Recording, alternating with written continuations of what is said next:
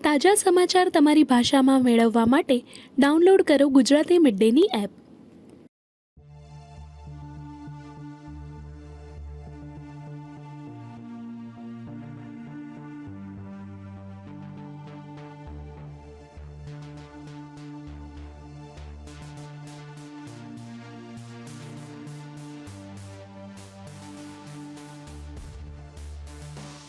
उधर खनौरी बॉर्डर पर जगजीत सिंह डल्लेवाल का अमर अनशन 17वां दिन वहां हो गया।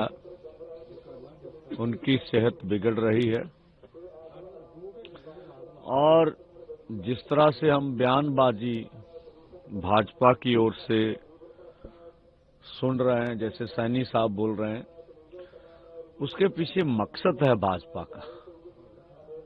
पहले ये कार्य खट्टर जी करते थे कि मोदी सरकार निशाने पे ना आए, प्रधानमंत्री जी देश के किसान मजदूर से निशाने पे मत आए और सारा मीडिया में जो मुद्दा है वो पंजाब वर्सेस हरियाणा बन जाए।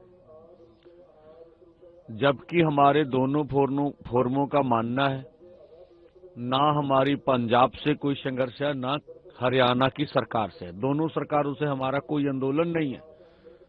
हमारा आंदोलन केंद्र की मोदी सरकार से है, क्योंकि फसलों की खरीद का जो मसला है वो केंद्र के पास है। जो एफसीआई का बड़ा अदारा है, जिसके पास सारा माल खरीदते हैं, वो सब कुछ करते हैं, वो केंद्र का है। और जो अनाज का वितरण है वो भी कार्य केंद्र का है। और ये सैनी साहब विपक्ष की जितनी मर्जी आलोचना करे, हमें उससे कोई आपत्ति नहीं है। उन्होंने ये कहा है कि जो कांग्रेस है और जो अपोजिशन पार्टीज है, लाडी और जो भी पार्टियां हैं, वो इस कांग्रेस के मुद्दे को राजनीतिक रंग देना चाहती है। उससे इसको कोई लेना देना है नहीं। जैसे हम सभी एमएसपी पे हम फसल की खरीद कर रहे हैं हरियाणा में, सभी राज्यों को करना चाहिए, पंजाब को भी करना चाहिए, ताकि उनकी मांग पूरी हो, वो धरने से उठें। और साथ में यह भी कहा है कि मोदी सरकार ने पिछले 11 सालों से किसानों को एम्पावर्ड किया है। ऐसा कुछ भी नहीं किया है कि किसान धरने पे बैठे। हाँ, देखिए, यही हम कहते हैं भी वो विपक्ष को जितना मर्जी आलोचना करें सैनी साहब, हमें उससे कोई आपत्ति नहीं। हम तो मानते हैं भी आज सैनी साहब से सवाल होना चाहिए भी क्या देश में 50 से अधिक किसान और खेत मजदूर खुदकुशियां नहीं कर रहे हैं? अगर मोदी सरकार ने इम्पावरमेंट कर दी किसानों की, तो आपकी बनाई हुई कमेटी ने हरियाणा के ऊपर 76,000 करोड़ का कर्जा ये कैसे बता दिया? ये आपकी बनी हुई कमेटी बता रही है। आप तथ्यों को तोड़ मोड़ के क्यों पेश कर रहे हैं?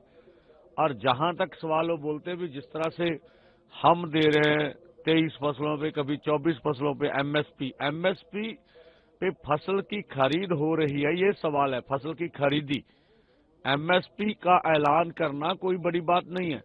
पहली बात तो यही असत्य बोल रहे हैं सैनी साहब। सैनी साहब से हम पिछले लंबे समय से सवाल कर रहे हैं भी जो फसल आपने खरीद किया उसका डाटा तो हमें बता दीजिए। आपने अगर हरियाणा की सरकार ने कुछ खरीदी की तो डाटा दीजिए सारे देश के समक्ष, नहीं तो हम मानेंगे आप असत्य बोल रहे हैं। दूसरा, आप केंद्र के खेतीबाड़ी मंत्रालय की वेबसाइट पर जाइए, वहां धान और गेहूं के अलावा बाकी फसलों की खरीद तो शून्य के करीब है, बहुत कम है। तो इसलिए ये मुझे लगता है वो केंद्र के विषय को राज्यों के ऊपर थोपना चाहते हैं, जो हम लग समझते।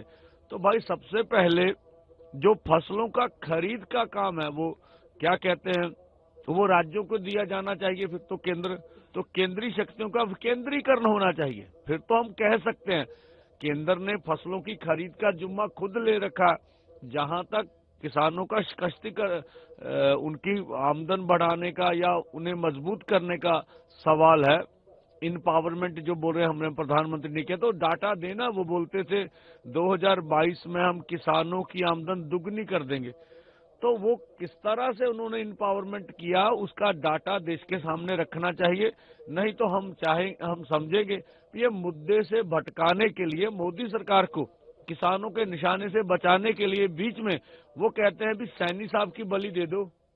मोदी जी को बचा लो, पहले खट्टर साहब बलि देते थे, बदनामी लेते थे, तो ये बड़ी नीतिगत ढंग से बोल रहे हैं।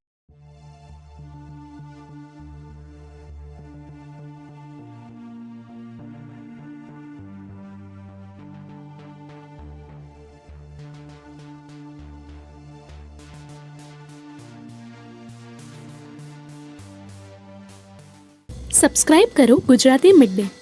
બેલ આઇકોન પર ક્લિક કરીને મેળવો તમામ વિડીયોના ડાયરેક્ટ નોટિફિકેશન.